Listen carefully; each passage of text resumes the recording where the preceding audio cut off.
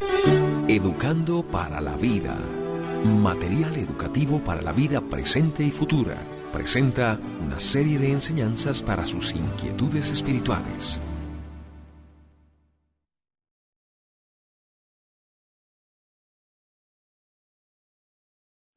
El día de hoy quisiera continuar con nuestra serie de enseñanzas del Reino de Dios y, en especial, ¿cómo es el Reino de Dios? En Mateo capítulo 6, verso 33, el Señor nos urge, no solo nos invita, nos urge a buscar primeramente el Reino de Dios. Dice Jesús, mas buscar primeramente el Reino de Dios y su justicia, y todas estas cosas, todas las cosas, os serán añadidas. ¿Cómo es este reino de Dios del cual hemos estado hablando? Ya vimos que ciertamente es un reino espiritual, no es de este mundo, y es justicia. Ya vimos lo que es justicia, es paz y es gozo en el espíritu. Y vimos también que es poder. ¿Cómo también es este reino? Déjeme decirle que, al igual que todo reino terrenal que ha existido, al igual que todo reino terrenal que poseen 4 componentes fundamentales, como ser un gobernante o gobernantes, súbditos, un territorio o área dominada, y leyes, porque sin leyes no sería reino, el reino de Dios también posee 4 elementos fundamentales que vamos a estar estudiando uno por uno, y vemos cómo también el reino de Dios posee un gobernante, cómo el reino de Dios posee súbditos, cómo el reino de Dios posee un territorio y cómo el reino de Dios también posee leyes. Sin embargo, en el reino de Dios, en su manifestación actual, estos 4 componentes fundamentales adquieren aspectos únicos. Y yo quisiera que empezáramos a hablar de cada uno de estos componentes fundamentales para que comprendiéramos mejor lo que es el reino de Dios. Y vamos a dar inicio a esta serie de enseñanzas, primero examinando al gobernante o al rey de este reino en su manifestación actual, establecido en el corazón de los cristianos y esa iglesia que Cristo compró con su sangre. Primeramente, yo quisiera que viéramos el día de hoy quién es este rey. La palabra de Dios nos dice en el Evangelio según San Lucas, capítulo 23, verso 1 al 3, ¿quién es este rey? Y dice así la palabra de Dios. Levantándose entonces toda la muchedumbre de ellos, llevaron a Jesús a Pilato y comenzaron a acusarle diciendo, a Jesús, hemos hallado que pervierte a la nación y que prohíbe dar tributo a César, diciendo que él mismo es el Cristo, un rey. Entonces Pilato le preguntó diciendo, ¿eres tú el rey de los judíos? Y respondiéndole él dijo, tú lo dices. ¿Cuál era la acusación que llevaban estas personas ante Pilato? Comenzaron a acusarle diciendo, a Jesús, hemos hallado que pervierte a la nación, lo cual no era cierto, y que prohíbe dar tributo a César, lo cual no era cierto. Pero la última afirmación sí es cierta, diciendo que él mismo es el Cristo, un rey. Entonces Pilato le preguntó diciendo, ¿eres tú el rey de los judíos? Y respondiéndole él dijo, tú lo dices. Y vemos que Jesús confirma en esta tierra, cuando Él ejerció ese reinado terrenal en su manifestación visible, cuando Él vino aquí hace 2000 años a esta tierra como verdadero Dios y como verdadero hombre, que Él es rey, que Él es rey. Así es, dice la Nueva Versión Internacional, como tú lo dices. Pero no solo eso, en Apocalipsis capítulo 1, verso 5, veamos el verso 4, por favor. Dice el verso 4, dice, Juan a las 7 iglesias que están en Asia, gracia y paz a vosotros, del que es, que era y que ha de venir, y de los 7 espíritus que están delante de su trono, y de Jesucristo, el testigo fiel, el primogénito de los muertos, el soberano de los reyes de la tierra, al que nos amó y nos lavó de nuestros pecados con su sangre. Jesús da testimonio de que es rey, y sus discípulos dan testimonio llenos del Espíritu Santo de que Jesús es rey. O más bien podríamos decir, el Espíritu mismo, Dios mismo, da testimonio a través de Juan quién es Jesucristo. No solamente el testigo fiel, el primogénito de los muertos, sino que también es el soberano, óigalo bien, el soberano de los reyes de la tierra. En Apocalipsis, aquí mismo, Apocalipsis capítulo 15, dice la palabra de Dios: vi en el cielo otra señal, grande y admirable, 7 ángeles que tenían las 7 plagas postreras, porque en ellas se consumaba la ira de Dios.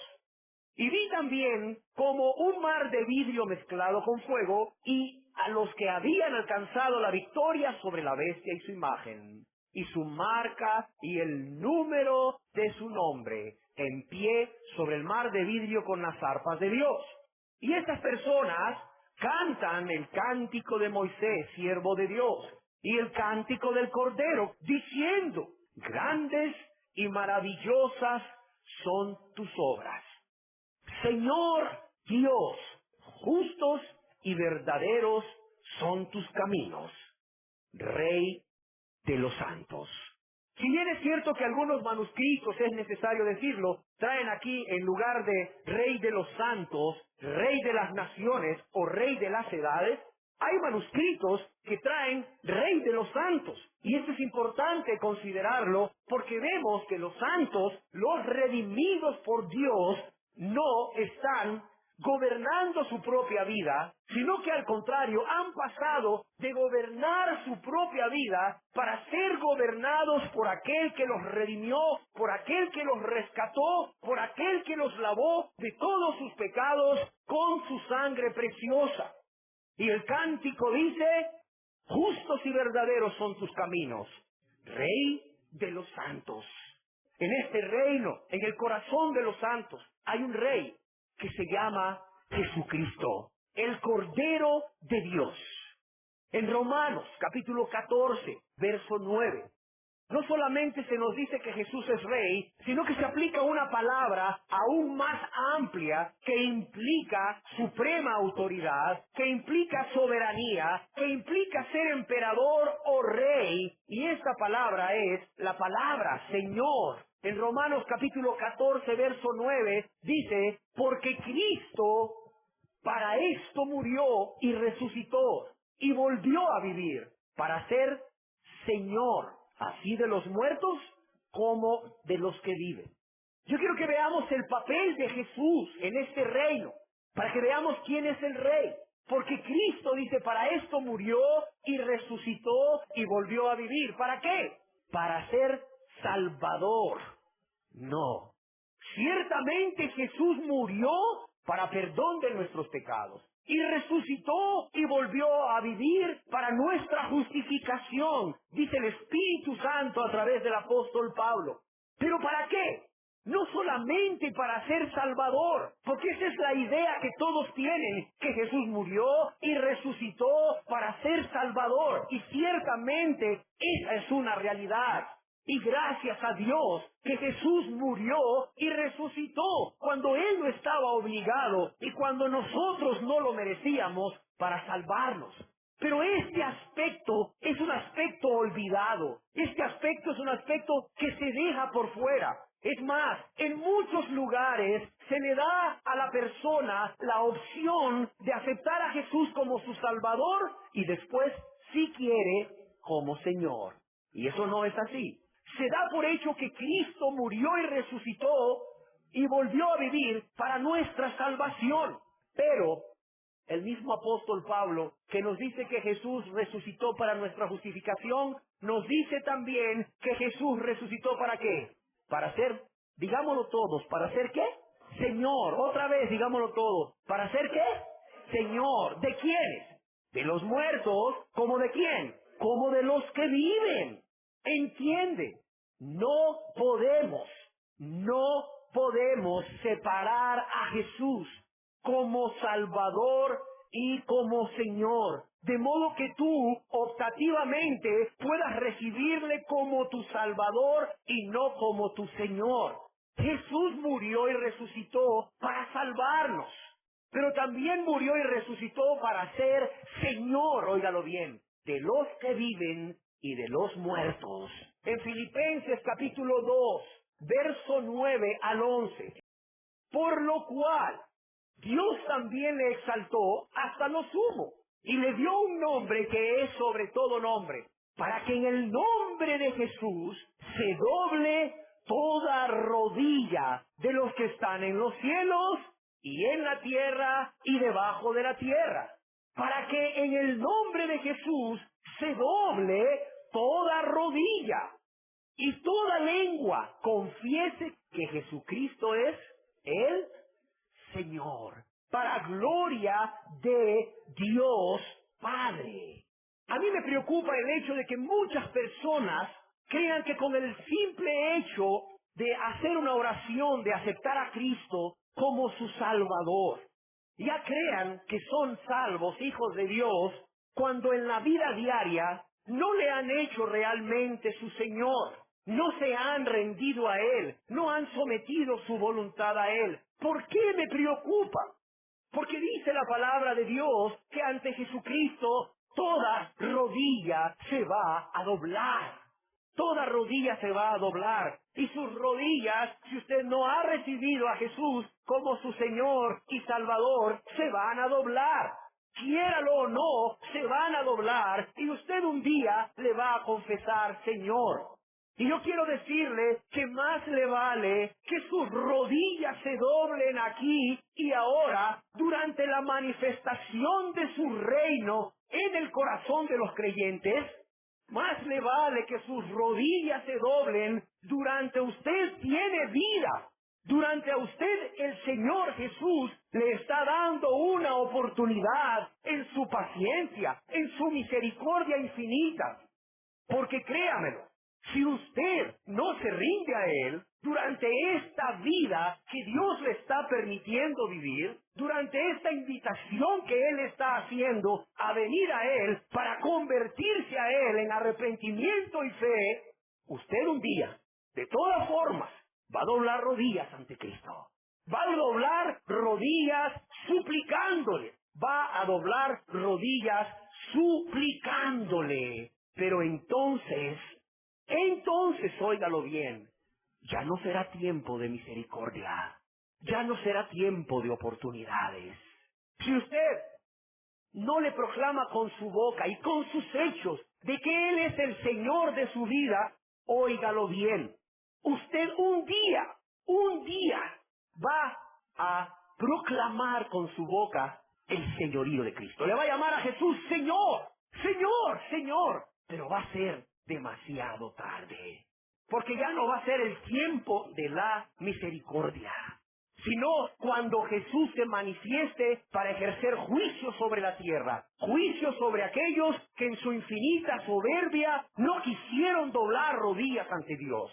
Va a ser día en que las personas van a temblar, día en que las personas van a gemir y llorar cuando vean a este Rey, a este Jesús, a este Rey de Reyes y Señor de Señores, venir tal y como lo describe Apocalipsis 19, del verso 11 en adelante. Se lo voy a leer, porque Dios quiere que usted sepa cómo es este Rey, para que usted decida de una vez por todas doblar rodillas ante este Rey aquí, en esta época, en esta manifestación de su reino, mientras usted tiene oportunidad, mientras usted tiene vida.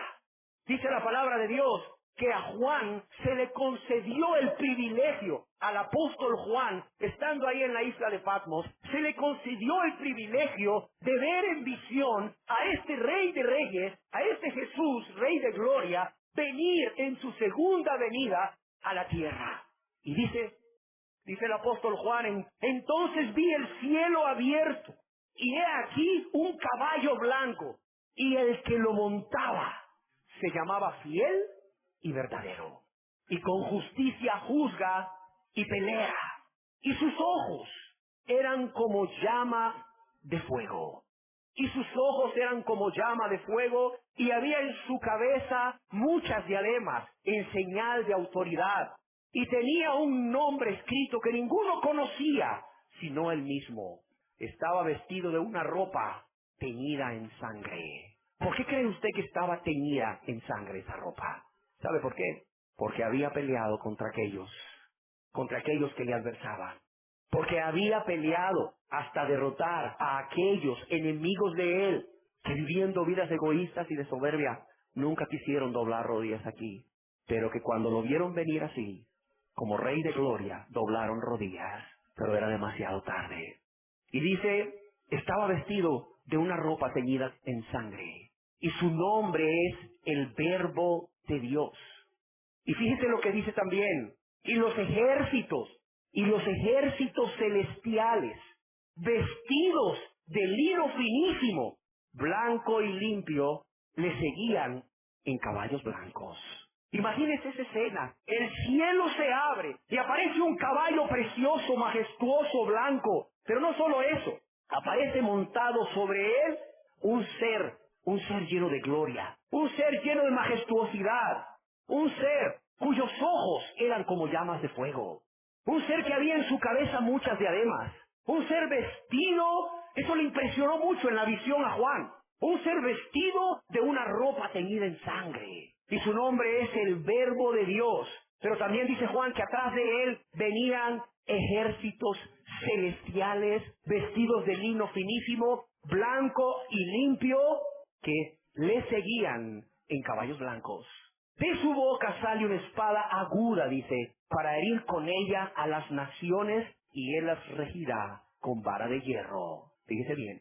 De su boca sale una espada aguda para herir con ella a las naciones que no se sometieron a él, naciones rebeldes, naciones que le menospreciaron a él como el Salvador y como el Señor. Ahora él viene, y él viene en otra condición, ya no el manso y humilde, montado en un pollino, en un burrito. Ahora viene en un caballo blanco como el caballo que usaban los emperadores romanos cuando entraban victoriosos. Los emperadores romanos, imagínate, escogían el mejor caballo, el más blanco, el más perfecto, para que el emperador, el supremo gobernante, la máxima autoridad romana lo montara cuando venía glorioso, cuando venía victorioso, entrando ahí a la ciudad imperial, a la Roma, con todos sus huestes, con todos sus ejércitos con él. Y así dice Juan, que va a venir Jesús.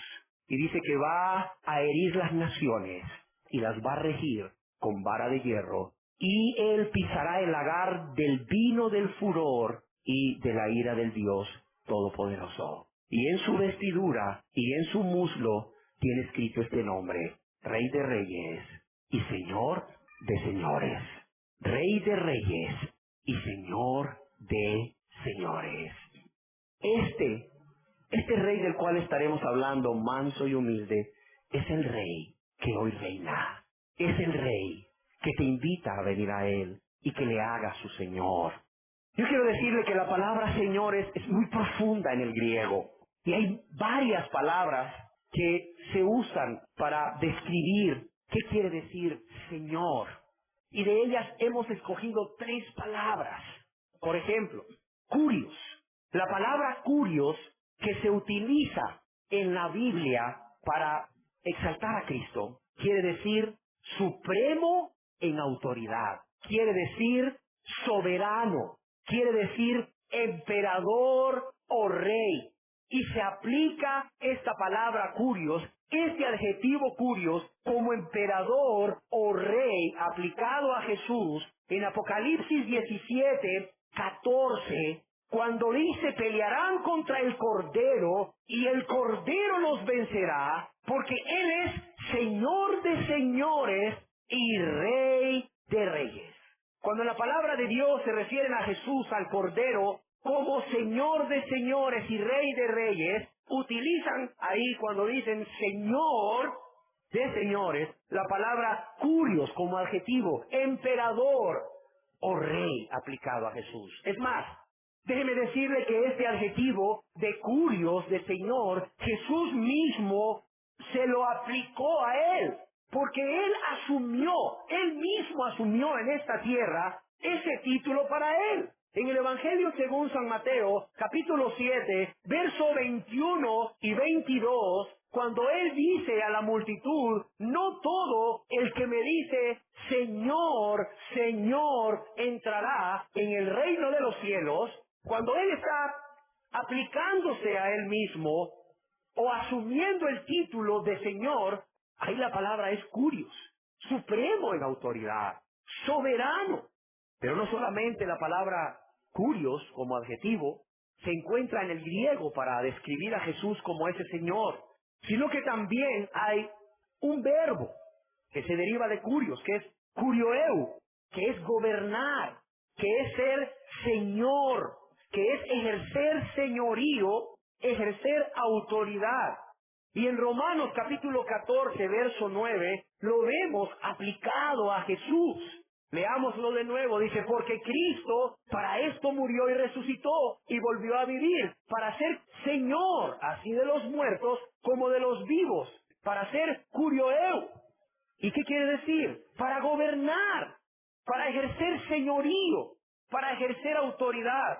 Y no solo eso, hay otro adjetivo que es despotes, que también se aplica a Jesús en la Biblia como Señor, como gobernador absoluto. En segunda de Pedro, capítulo 2, verso 1, se refieren a Jesús como Señor con el adjetivo despotes, gobernador absoluto. Y dice así en segunda de Pedro, capítulo 2, verso 1, pero hubo también falsos profetas entre el pueblo, como habrá entre vosotros falsos maestros, que introducirán encubiertamente herejías destructoras. Y aún negarán ¿a quién? Al Señor, al despotes, que los rescató, atrayendo sobre sí mismos destrucción repentina. Aquí es aplicado a Jesús. Aún negarán al Señor, al gobernador absoluto, el que posee la autoridad suprema.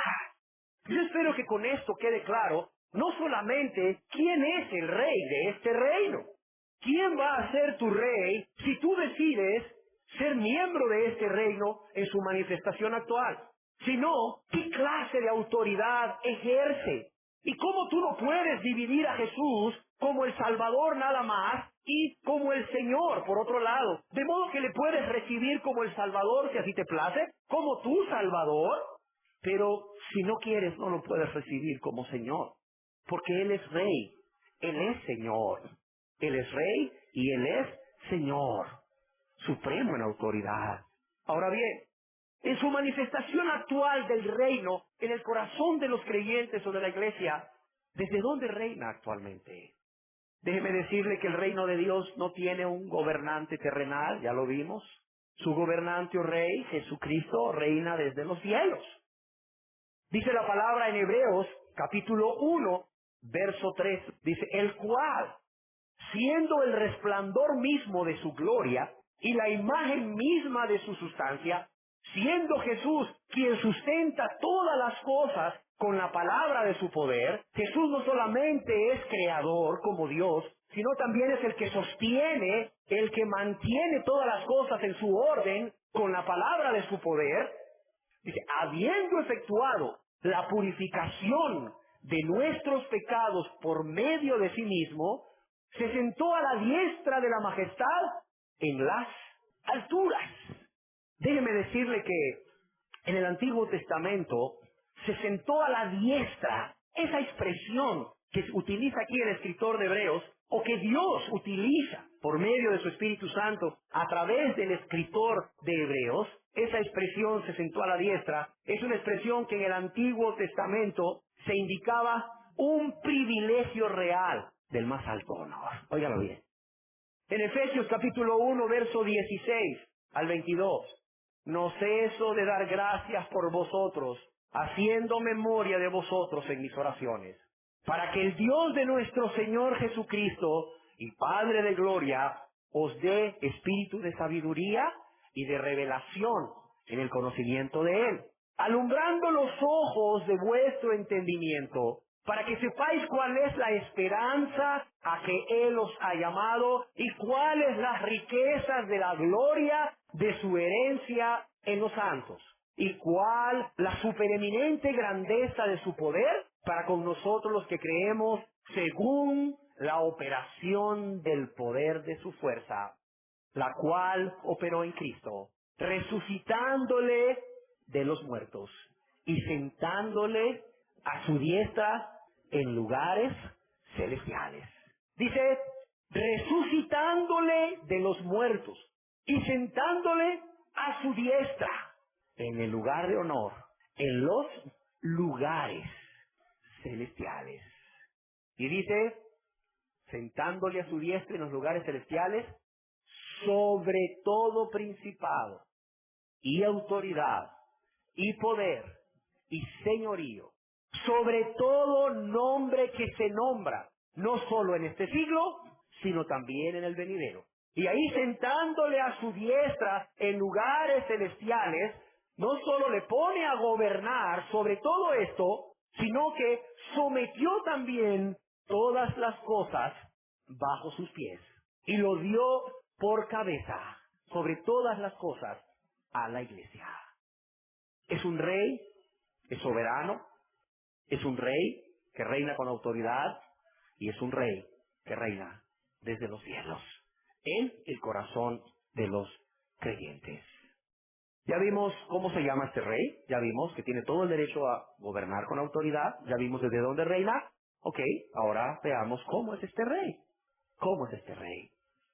Déjeme decirle que el reino de Dios no tiene un gobernante terrenal, como ya vimos, y su gobernante, que es Jesucristo, a diferencia de los gobernantes de los reinos terrenales que cambian porque mueren, Jesús es eterno. Y esa es la primera característica de este rey, es eterno. Y no solo eso, sus reglas, sus leyes, sus políticas nunca cambian. Tristemente los reyes terrenales son volubles y pueden cambiar de leyes.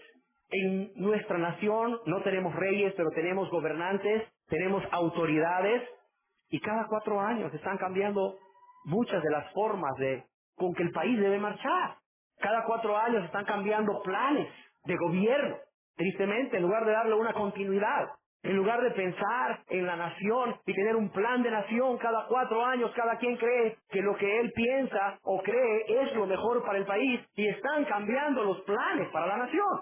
Sin embargo, en este reino, en el corazón de los cristianos y en la iglesia, su rey no solamente es eterno, sino que sus reglas, sus normas, su forma de gobernar es la misma por siempre. ¿Por qué?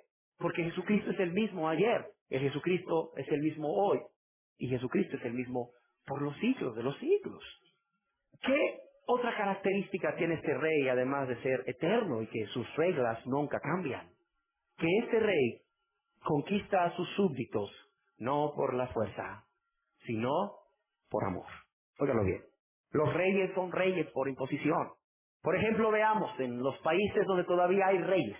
En la antigüedad así eran puestos por imposición, por la fuerza. Actualmente en los países donde hay reinados, Inglaterra, España, Dinamarca, Suecia, Holanda, quizás otros, vemos cómo el pueblo no escoge quién va a ser su rey. De hecho, ya en estos países hay una línea de sucesión, de donde ya se sabe quién va a ser el rey. ¿Quién va a ser el rey? O la reina, en su defecto, si no hay varón. ¿Es impuesto el rey o es impuesta la reina? En este reino, el rey conquista a sus súbditos no por la fuerza, óigalo bien, sino por amor. El apóstol Juan, uno de sus súbditos, decía muchísimos años después, en su primera carta, el apóstol Juan recuerda de cómo este rey le había hecho su súbdito. Y nos dice, nos da testimonio de cómo él y muchos fueron hechos súbditos de este rey. Y en 1 de Juan capítulo 4, verso 19 dice, nosotros le amamos a Él porque Él nos amó primero. Qué impresionante es ver que habiendo pasado 60 años de que Jesús llamase a Juan, un pescador, a ser su súbdito, Juan todavía recuerda cuál fue el motivo, cuál fue la razón por la cual él y los demás discípulos de Jesús, los demás súbditos de este reino, vinieron a ser súbditos del Rey de Jesús y vinieron a formar parte de ese reino en esa fase, en ese momento. Dice, nosotros le amamos a Él porque Él nos amó primero. Porque cuando ni le buscábamos, Él nos buscó. Porque cuando vivíamos afanados en nuestras propias cosas, Él salió a buscarnos. Porque cuando vivíamos para nosotros mismos, Él se dio por nosotros mismos. Porque cuando nos amábamos solo a nosotros mismos, Él dejó el cielo, Él dejó la gloria, Él dejó su trono, Él dejó la alabanza, y Él vino a esta tierra y se hizo hombre y nos amó. Decía el apóstol Juan. O sea, yo creo que es impresionante esto, y el Señor quiere que lo entendamos hoy. Es importante que lo entendamos hoy. El Señor quiere que estas palabras de Juan, que este testimonio de Juan, no solamente quede en nuestras mentes grabado, como quedaron los 10 mandamientos en aquellas rocas, en aquellas tablas de piedra, sino que también quede grabado en nuestros corazones.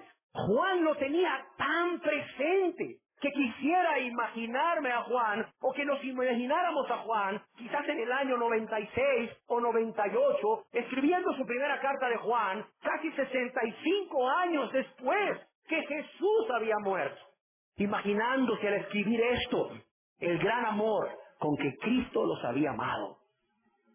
Nosotros le amamos a Él, porque Él nos amó primero.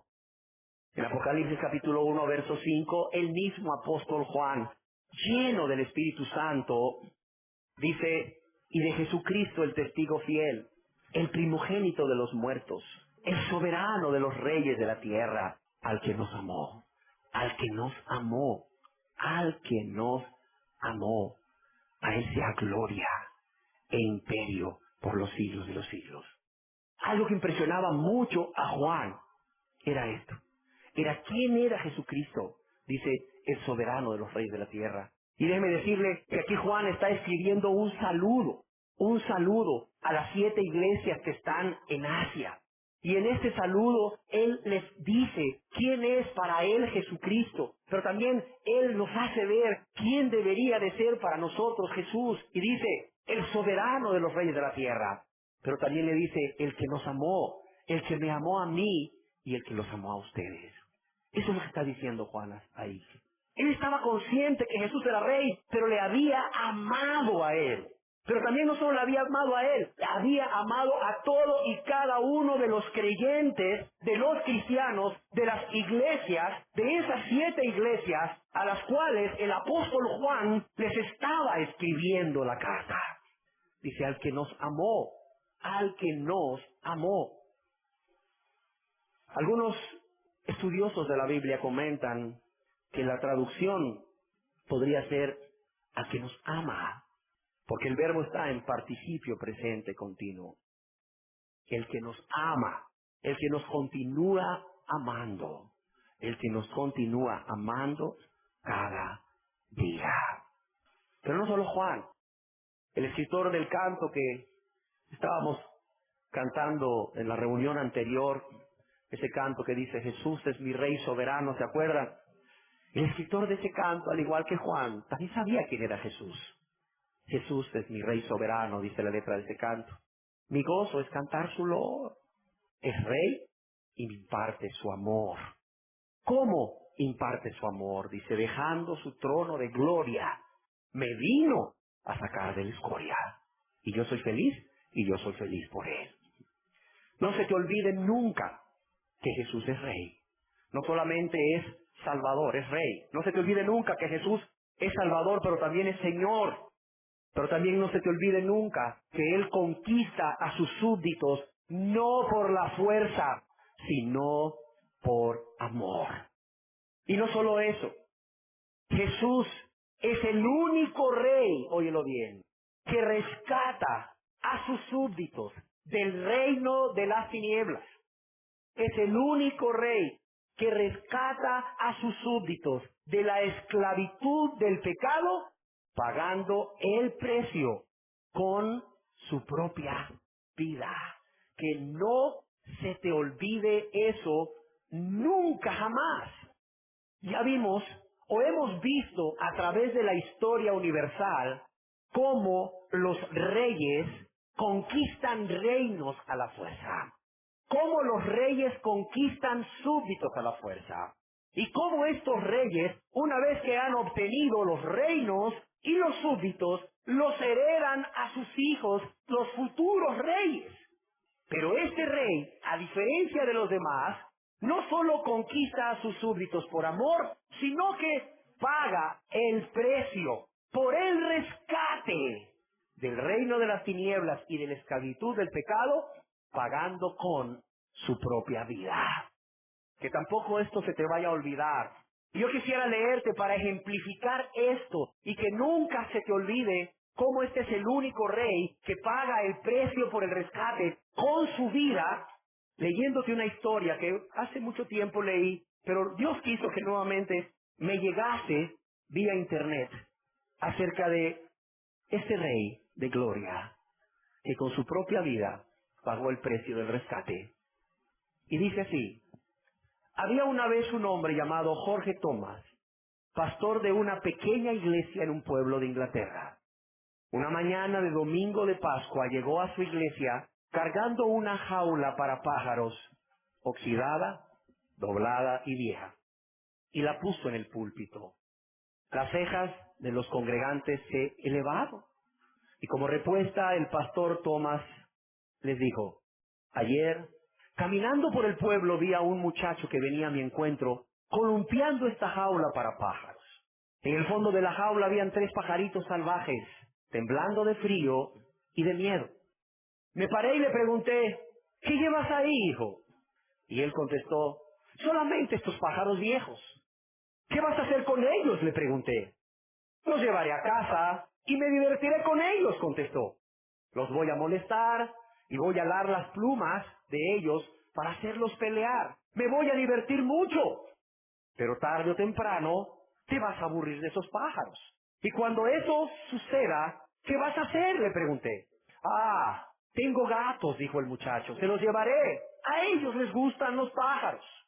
El pastor hizo un silencio por un momento y luego dijo al muchacho: ¿cuánto quieres por esos pájaros, hijo?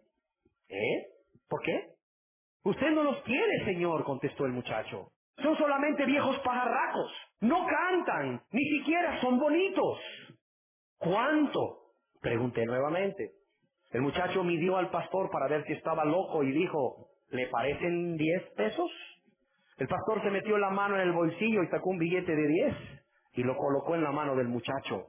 El muchacho entregó la jaula y en un segundo se había ido. El pastor recogió la jaula y suavemente la llevó hasta el final del valle, donde había un árbol y un lugar con césped. Poniendo la jaula en el suelo, le abrió la puerta y con un suave toque en los barrotes hizo que los pájaros salieran, liberándolos. Bien, eso explicaba la jaula vacía encima del púlpito. Y el pastor comenzó a explicarles esta otra historia. Un día Satanás y Jesús estaban conversando. Satanás acababa de ir al jardín del Edén y estaba mofándose y riéndose, diciendo: sí, Señor, acabo de apoderarme del mundo lleno de gente de allá abajo. Les tendió una trampa ahí en el jardín del Edén. Usé cebo que sabía que no podían resistir. Y a través de Adán y Eva se introdujo el pecado en el mundo. Y Jesús le preguntó: ¿y qué vas a hacer con ellos? Y el diablo les contestó: me voy a divertir con ellos. Les enseñaré cómo casarse y divorciarse, cómo odiar y abusar uno del otro, a beber y a fumar, por supuesto. Les enseñaré a inventar armas y bombas para que se destruyan entre sí. Realmente me voy a divertir. Y Jesús le preguntó: ¿y qué harás cuando te canses de ellos? Dijo: los mataré. Con una mirada llena de odio y de orgullo. Y Jesús le preguntó: ¿cuánto quieres por ellos? Y el diablo le contestó, tú no quieres esa gente, ellos no son buenos, ¿por qué los querrías tomar? Tú los tomas y ellos te odian. Escupirán a tu rostro, te maldecirán y te matarán. No, tú no quieres a esa gente. ¿Cuánto? Preguntó nuevamente Jesús. Y Satanás miró a Jesús y le dijo, toda tu sangre. Eso quiero, toda tu sangre. Quiero tus lágrimas y quiero tu vida. Y Jesús le dijo, hecho. Y así fue como pagó el precio. Y el pastor tomó su jaula, se dirigió a la puerta, la abrió y se fue. ¿Cuánto? ¿Cuánto quieres por ellos? Preguntó Jesús. Y el diablo le dijo, tú no quieres esa gente. Mira cómo el diablo conoce a los pecadores más que ellos. Mira cómo el diablo te conoce a ti, querida persona, si aún vives en pecado y no te has convertido a Dios. Dice, tú no quieres esa gente, dice, ellos no son buenos. ¿Para qué los querrías tomar? Tú los tomas y ellos te odian. Escupirán en tu rostro, te maldecirán y te matarán. Tú no quieres esa gente. ¿Cuánto? Preguntó nuevamente Jesús. Y Satanás miró a Jesús y le dijo, toda tu sangre, tus lágrimas, tu vida. Y Jesús dijo, hecho. Y así fue como Jesús pagó el precio. La palabra de Dios en Romanos capítulo 3, verso 24, nos dice esta verdad de la historia. Dice, siendo justificados gratuitamente por su gracia, siendo declarados inocentes, habiendo sido culpables, gratuitamente, por gracia. Dice que mediante la redención, mediante el pago de un precio, que es ¿en quién? En Cristo Jesús. Y en Efesios capítulo 1, verso 7, ¿qué nos dice la palabra de Dios? Dice que en Jesús tenemos redención. ¿Por qué? Por su sangre. ¿Ves cómo Jesús le cumplió al diablo? ¿Ves cómo le pagó con su sangre? En quien tenemos redención por su sangre, el perdón de pecados, según las riquezas de su gracia. En ambos versos se utiliza la palabra redención, que quiere decir precio del rescate, es decir, el precio que hay que entregar por la redención de un esclavo, para rescatar, el precio que hay que pagar para rescatar a un cautivo, para sacarlo de la esclavitud. Y aquí vemos en la palabra de Dios, no solo en esta historia, sino en la palabra de Dios, cómo la sangre de Cristo fue el precio de la redención. El precio que se pagó, ¿para qué? Para rescatarnos a cada uno de los que hoy estamos aquí. ¿Para rescatarnos de qué? De la esclavitud del pecado. Y ser ahora miembros del reino de Dios. No se te olvide nunca. Este rey no solamente conquista a sus súbditos, no por la fuerza, sino por amor, sino que el rescate, el precio que él pagó para rescatarnos del reino de las tinieblas y de la esclavitud del pecado, fue su propia sangre, fueron sus lágrimas, fue su vida. Pero no solamente eso, es el único rey, óyelo bien, que obtiene la obediencia de sus súbditos, la entrega total con su amor. En 2 capítulo 5, verso 14 y 15, leamos lo que dice uno de sus súbditos. Dice, porque el amor de Cristo nos constriñe. Dice, porque el amor, mira, el amor de Cristo nos constriñe. Aquí la palabra constriñe es, nos impulsa, nos obliga. ¿Qué obligaba a este súbdito de este reino de Cristo que era Pablo? El amor de Cristo. ¿Qué le impulsaba a vivir para Él y servirle todos los días de su vida? El amor de Cristo. Pensando esto, que si uno murió por todos, luego todos murieron. Y luego dice, y por todos murió, ¿Para qué? Para que los que viven ya no vivan para sí, sino para aquel que murió y resucitó por ellos.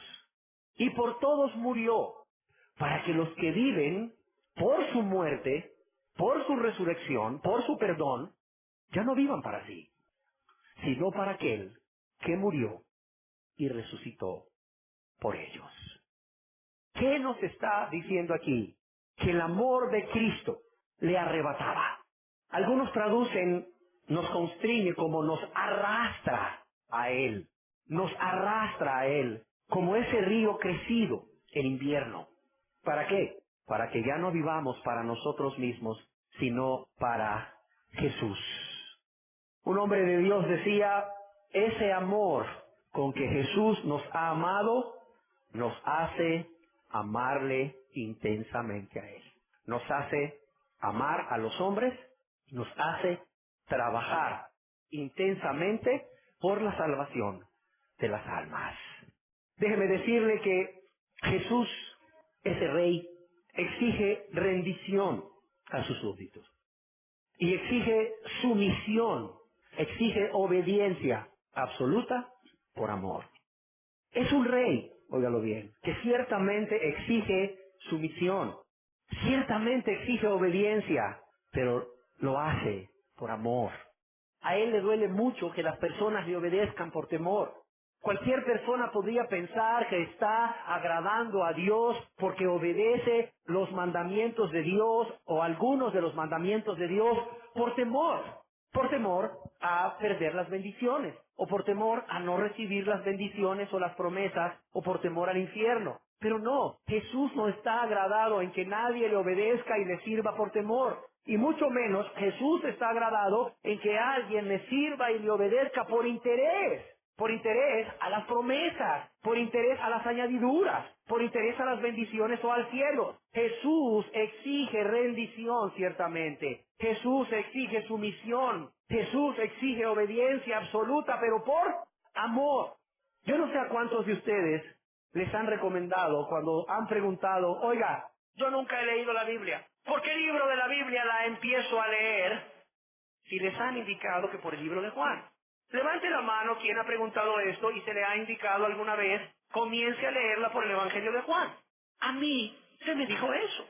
En un principio yo no sabía por qué, ni se me explicó. Pero cuando empecé a leer el Evangelio de Juan, encontré cómo el Espíritu a través de Juan nos revela el corazón de Cristo en el Evangelio de Juan.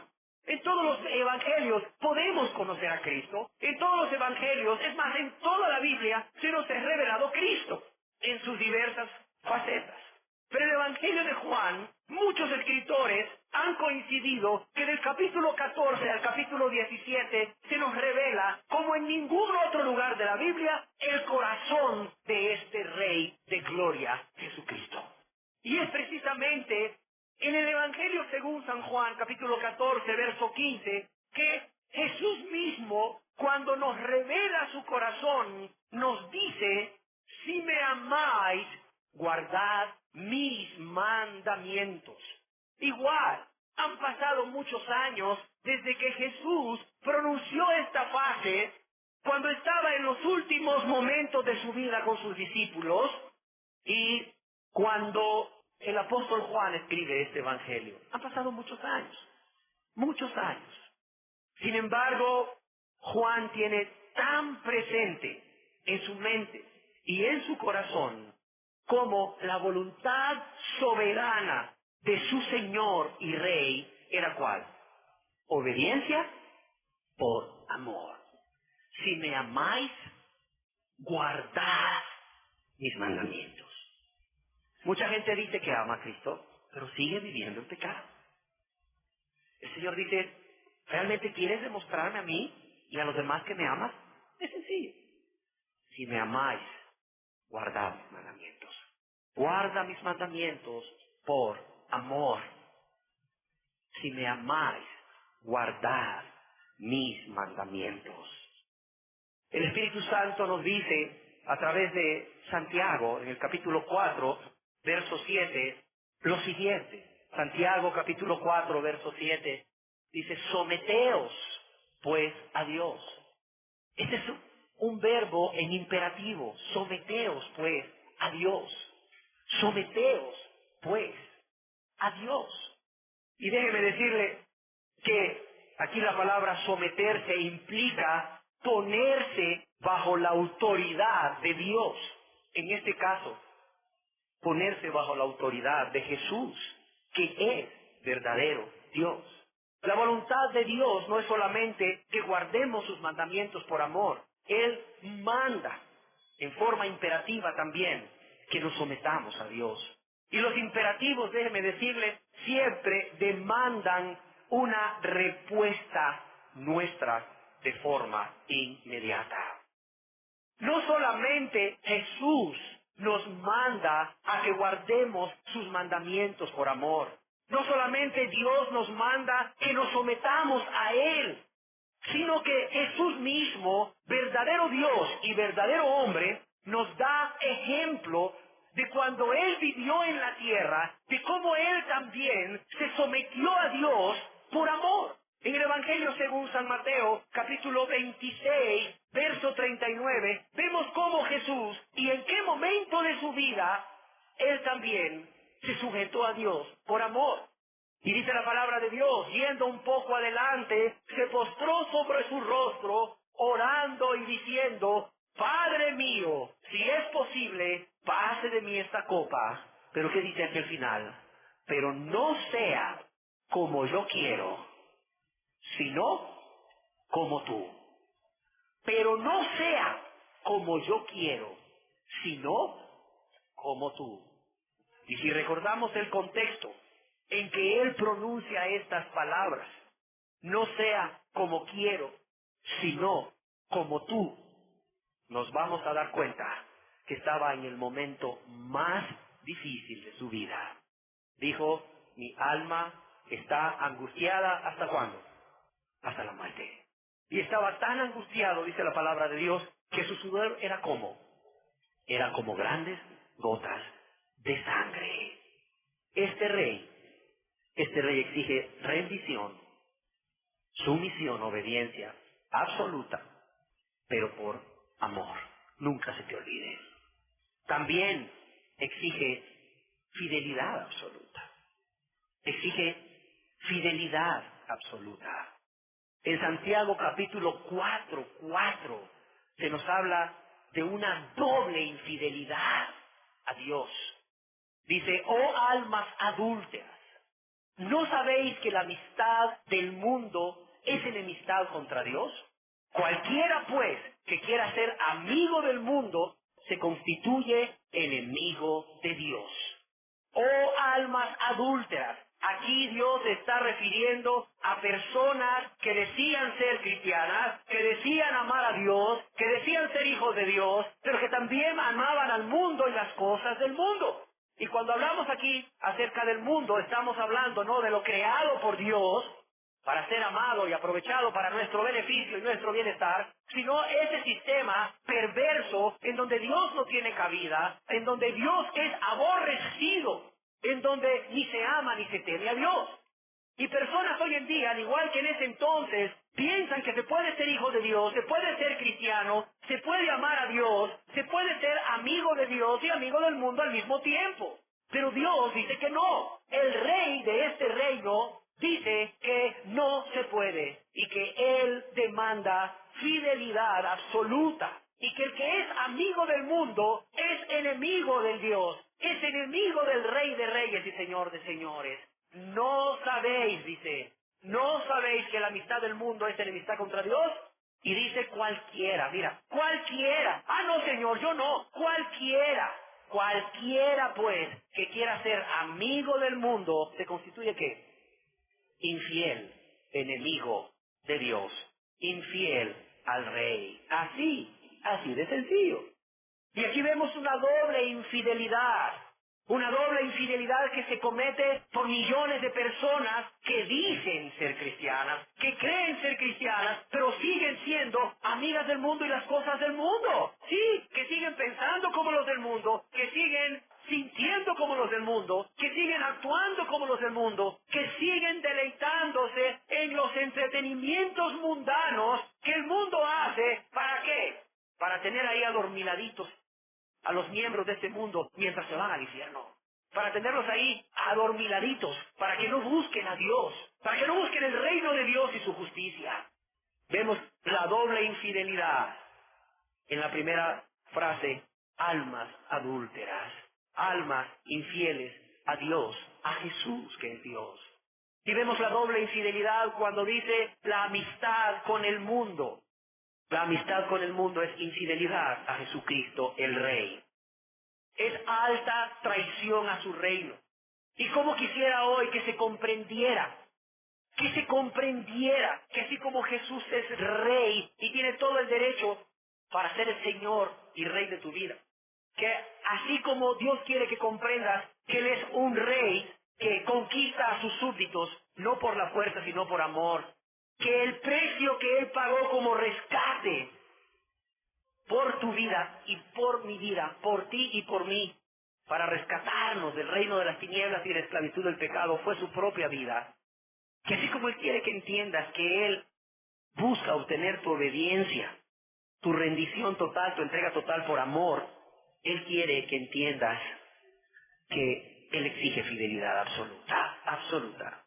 Y Él quiere que entiendas que es alta traición, óyelo bien, es alta traición a su reino, es alta traición a su rey, cuando una persona coquetea con las cosas de este mundo, cuando una persona se deleita con las cosas de este mundo. Yo he visto a la gente que dice, pero es que solo fue un ratito, solo fue en una cancioncita mundana que me deleité. Oiga, si el partido estaba bien bueno, hombre, solo fueron 20 minutos que dejé de estar con mi familia para ver el partido. Mira, hubieran sido 5, pero te deleitaste, amaste eso. Imagínate, ¿qué pensaría un rey si le llevan ante su presencia a uno de sus súbditos y la acusación es, lo encontramos regresando del frente de batalla enemigo? Imagínate como en las guerras antiguas que se colocaban ambos ejércitos uno frente a otro. Imaginémonos la escena. Uno frente a otro con cierta distancia de por medio, no lo sé, quizás medio kilómetro, 1 kilómetro. Pero podías ver desde arriba un mar de gente de un lado, otro mar de gente de otro lado, unos frente a otros. Nada más esperando la señal para iniciar la batalla. Y de repente, en ese momento donde están ya las tropas listas, unos frente a otros, llegan ante el rey y le dicen, Señor, hemos encontrado a este hombre, uno de tus súbditos, regresando ahí por un flanco a escondidas del otro reino. Y el rey le dice a este hombre, ¿es cierto eso? Sí, mi rey. ¿Tienes algo que decir en tu defensa? Sí, solamente fui a saludar a un soldado enemigo. Mire, no más fui allá, 5 minutos de ida, 5 minutos de venida y el abrazo que le di.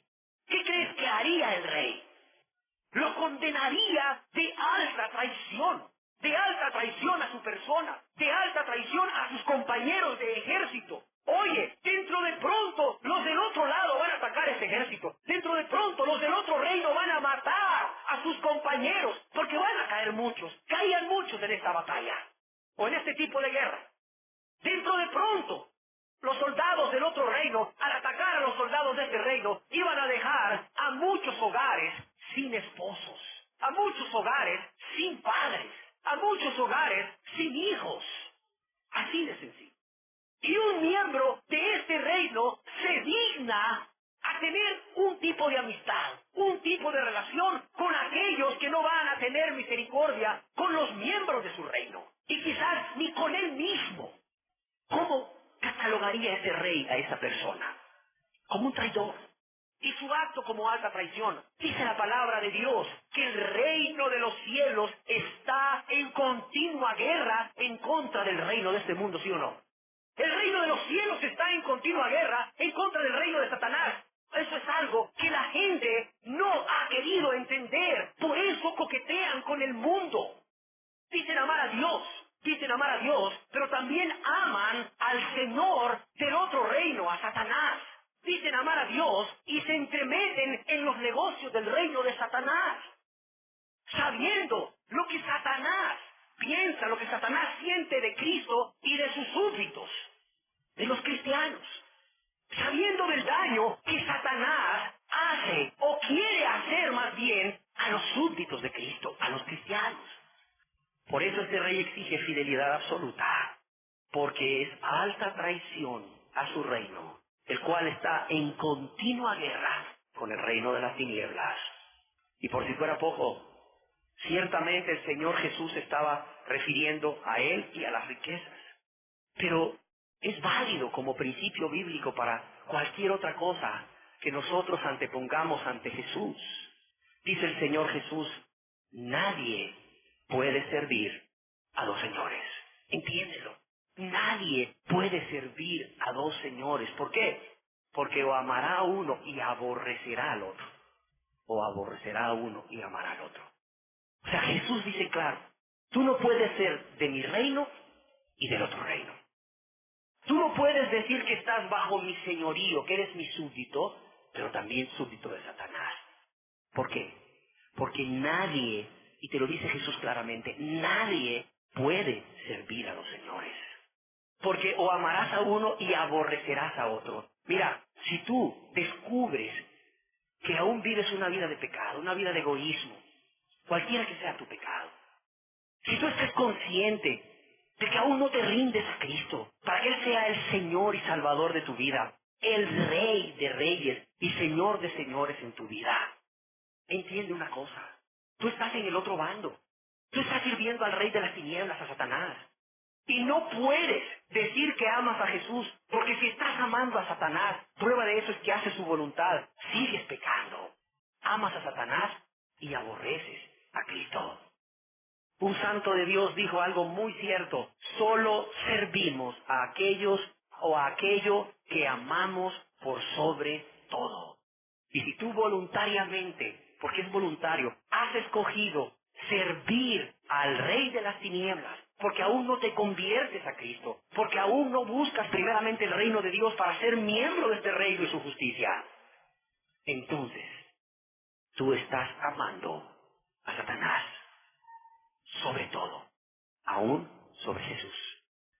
Y para terminar, la última pregunta es, ¿desde qué momento o a partir de qué momento nos debemos someter a Jesucristo como Rey si queremos ser parte de ese reino? La respuesta es desde el principio. Desde el mismo momento en que tú te conviertes en arrepentimiento y fe a Jesucristo, en ese momento tú le recibes como tu Rey, como tu soberano. Veamos un ejemplo para terminar en la vida de un hombre. Hechos, capítulo 9, verso 4 al 6. Hechos, capítulo 9, verso 4 al 6. Dice así, está hablando de Saulo de Tarso. Y vamos a leer desde el 3. Dice, mas yendo por el camino, Saulo, aconteció que al llegar cerca de Damasco, repentinamente le rodeó un resplandor de luz del cielo. Y cayendo en tierra, oyó una voz que le decía, Saulo, Saulo, ¿por qué me persigues? Él dijo, ¿quién eres, Señor? Jesús le contestó, yo soy Jesús, a quien tú persigues. Dura cosa te es dar coces contra el aguijón. Él, temblando y temeroso, dijo, Señor, ¿qué quieres que yo haga? Y el Señor le dijo, levántate y entra en la ciudad, y se te dirá lo que debes hacer. Hagamos énfasis en esto. Temblando y temeroso dijo, Señor, ¿qué quieres que yo haga? Es claro para todos que este momento es el momento descrito como la conversión de Saulo de Tarso. Es claro porque se dan muchas evidencias de un hombre convicto de pecado, de un hombre arrepentido. No solamente por el hecho de estar temblando y temeroso por su condición real, por estar consciente de su condición real ante Jesús, ante el Rey, sino que la palabra que él utiliza para referirse a Jesús, y luego la frase que a continuación, o la pregunta que a continuación él hace, nos habla no solamente de un hombre convicto de pecado, de un hombre arrepentido, sino de un hombre que ha entregado su vida a Jesús. ¿Se acuerdan cuando estábamos estudiando la palabra curios? Dijimos que la palabra curios es supremo en autoridad, soberano, emperador o rey. Déjenme decirles que la palabra que el apóstol Pablo, aquí como Saulo de Tarso, camino a Damasco, usa para referirse a Jesús cuando le dice, Señor, ¿qué quieres que yo haga? Es la palabra curios, es el adjetivo curios. Y debe entenderse aquí como una expresión de sometimiento a una autoridad y dominio. O sea, lo que el apóstol Pablo, Saulo en ese entonces, está diciéndole a Jesús es, mi soberano, mi emperador, el rey de mi vida, mi amo, porque también es la palabra amo, que es muy fuerte, mi amo. Y cuando le dice mi amo, el apóstol Pablo sabía lo que era llamarle mi amo, porque en ese entonces había esclavitud en el Imperio Romano. Y era claro cómo el amo era el único que disponía de la vida y de la voluntad del esclavo. Y el apóstol Pablo utiliza la imagen del amo, del rey, del emperador, pero sobre todo también del amo, como el único que tiene el derecho a gobernar la vida. Y le dice, curios, le dice, Señor, le dice, mi soberano, mi emperador, mi rey, mi amo. Y luego le dice, ¿qué quieres que yo haga? Porque desde este momento te reconozco como mi amo. Porque desde este momento te reconozco como mi supremo en autoridad. Porque desde este momento te reconozco como mi emperador o rey. Por eso, yo te digo, yo te pregunto, ¿qué quieres que yo haga? ¿Qué quieres que yo haga? Y este es Jesús. Y este es el rey de este reino. Por cierto, un rey maravilloso. Un rey sin igual. ¿Qué rey conquista por amor? Dime tú. ¿Qué rey paga el precio del rescate nuestro con su propia vida? ¿Qué rey? ¿Qué rey, por cierto, es manso y humilde? Aprended de mí, que soy manso y humilde de corazón, decía Jesús. Y cuando usa la palabra manso, está diciendo gentil, amable, cortés. Aquí la palabra manso, que es prautes, está hablando de alguien que es muy dulce, óigalo bien, de alguien que es muy tierno. Sí, aprended de mí que soy manso y humilde de corazón. Tristemente, por su mansedumbre y humildad, porque este rey es paciente para con todos, no queriendo que ninguno se pierda, sino que todas las personas procedan al arrepentimiento para salvación. Es que es mal interpretada su paciencia. Es mal interpretada su paciencia, que es fruto de su amor, como una tolerancia. Es más, es mal interpretada su paciencia como una aprobación al pecado en la vida de las personas. Es mal interpretado como una tolerancia o una aprobación a una vida egoísta. Pero no es así. No olvidemos las palabras de Dios a través del apóstol Pablo, donde se nos dice que no menospreciemos las riquezas de la benignidad de Dios, que no menospreciemos las riquezas de su paciencia y que no ignoremos que su benignidad nos guía al arrepentimiento. No olvidemos la advertencia de Dios donde nos dice, pero por tu dureza y tu corazón no arrepentido, atesoras para ti mismo ira para el día de la ira y de la revelación del justo juicio de Dios, el cual pagará cada uno conforme a sus obras. ¿Qué rey como este? Ninguno. Ninguno. ¿Qué rey como este que cuando demanda una sujeción total, una entrega total, una obediencia total, la demanda que sea por amor? Porque Él nos ha amado primero. Pero no olvides que sin el sometimiento a este rey no puedes entrar al reino. No puedes ser miembro del reino. Y no olvides, para terminar, que toda rodilla se va a doblar ante este rey. Aquí, o cuando él venga en ese caballo blanco, con esos ojos como llamas de fuego, con esa espada en su boca, una espada larga, para juzgar a las naciones y para pelear contra las naciones de aquellos que no se sujetaron a él cuando tuvieron la oportunidad de hacerlo en esta vida. Y ya la gente se doblegará.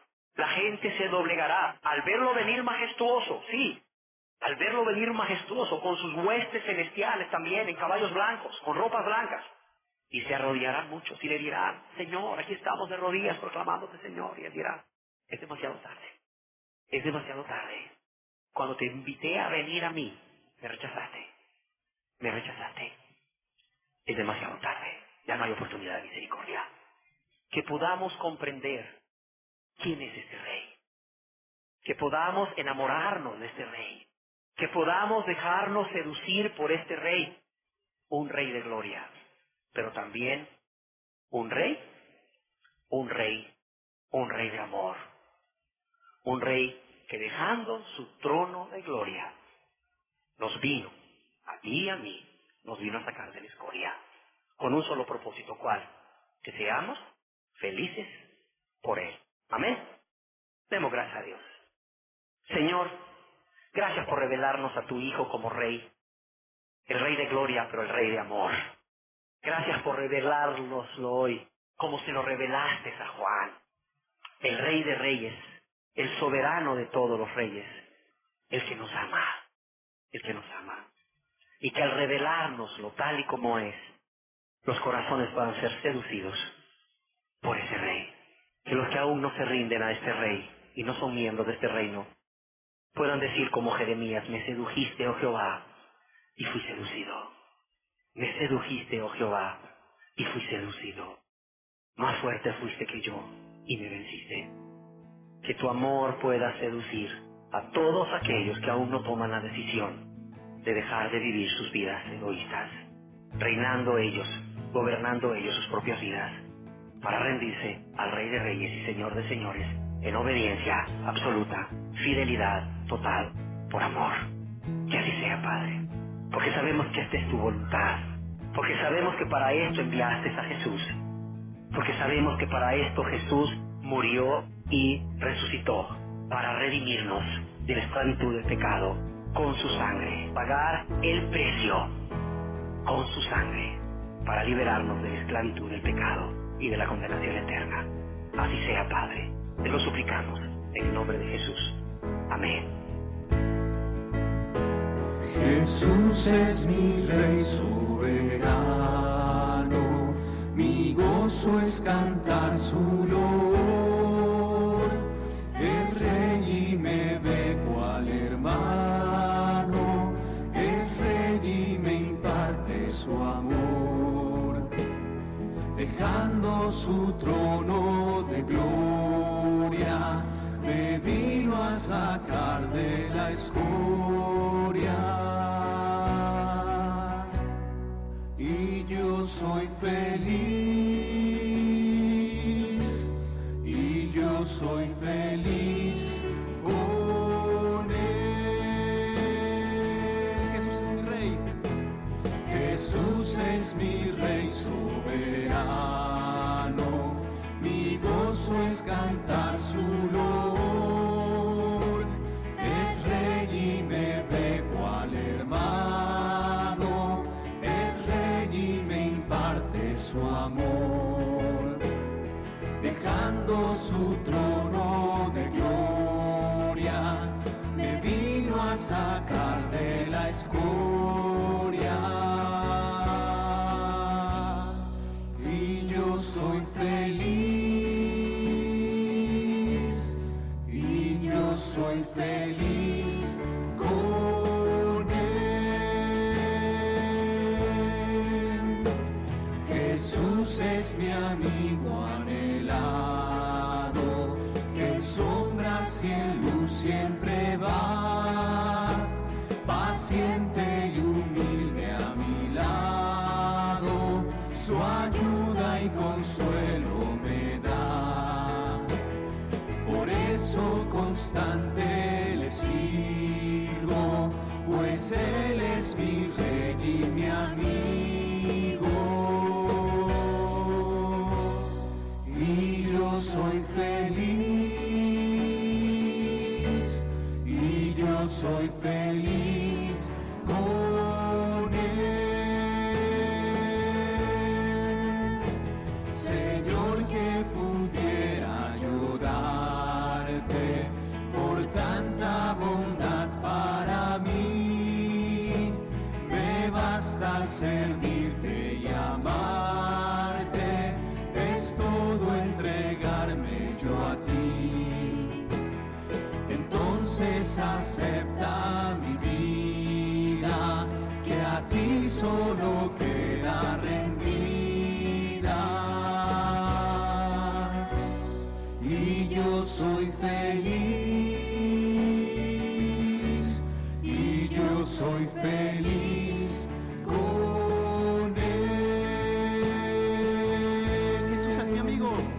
Jesús es mi amigo anhelado, que en sombras y en luz siempre va, paciente y humilde a mi lado, su ayuda y consuelo me da.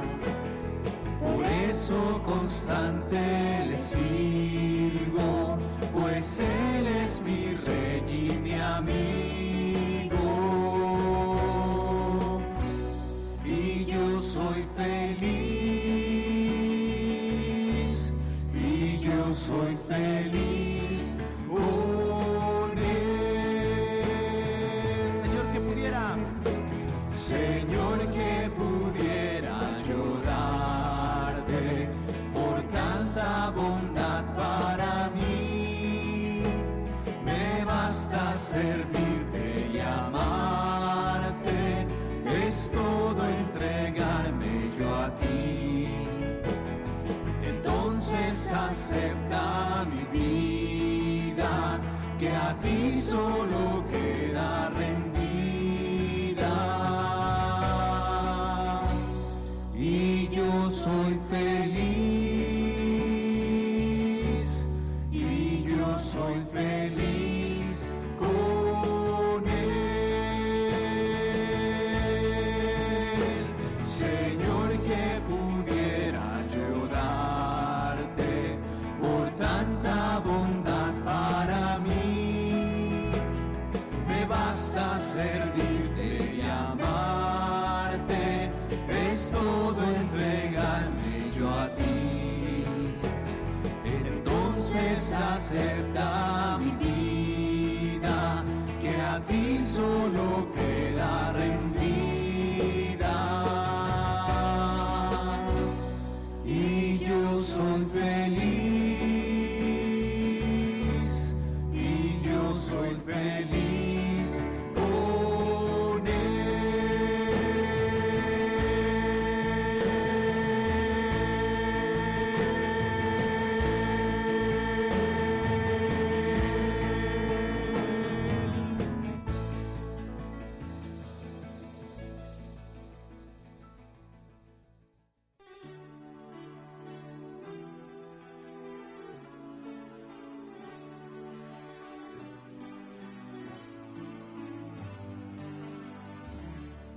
Esta fue una producción para la restauración del cristianismo. Si usted necesita otras enseñanzas sobre el cristianismo bíblico e histórico, puede llamarnos al teléfono 727-2270 en la ciudad de Bogotá. Gracias por su atención y que Dios le bendiga.